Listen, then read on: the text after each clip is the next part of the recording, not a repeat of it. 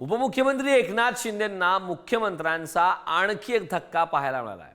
मित्रा उच्चस्तरीय समितीवरून अजय अशर यांची उचलबांगणी करण्यात आली आहे। एकनाथ शिंदे यांचे विकासक मित्र अशी अजय अशर यांची ओळख आहे। केंद्राच्या नीती आयोगाच्या धर्तीवर मित्रा संस्थेची निर्मिती करण्यात आली होती। शिंदेंच्या राजवटीत मित्राच्या उपाध्यक्षपदाची जबाबदारी अशर यांच्याकडे होती। फडणवीसांनी मित्राची पुनर्रचना करत शिंदेंना धक्का दिला। प्रवीण सिंह परदेशी यांच्याकडे मित्राच्या सीईओ पदाची जबाबदारी आता देण्यात आली।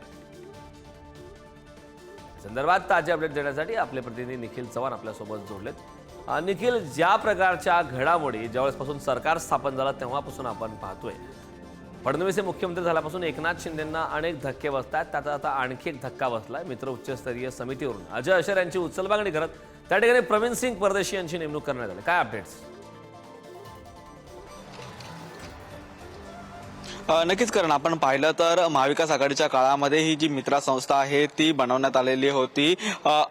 उपमुख्यमंत्री आताचे एकनाथ शिंदे यांच्या माध्यमातून तेव्हा ही मित्रा संस्थेची स्थापना केली असताना त्यावरती एकनाथ शिंदे यांचे जवळचे मित्र असणारे अजय अशर यांची उपाध्यक्ष म्हणून या मित्रा संस्थेवरती आहे तर ती नेमणूक करण्यात आलेली होती। परंतु त्यानंतर पाहिलं तर अजय अशर यांच्याकडे हा संपूर्णपणे कार्यभाग असताना आता मात्र त्यांची उचलबांगडी आहे ती करण्यात आलेली आहे आणि याच ठिकाणी प्रवीण परदेशी यांच्याकडे हा संपूर्णपणे कार्यभाग आहे तो देण्यात आलेला आहे।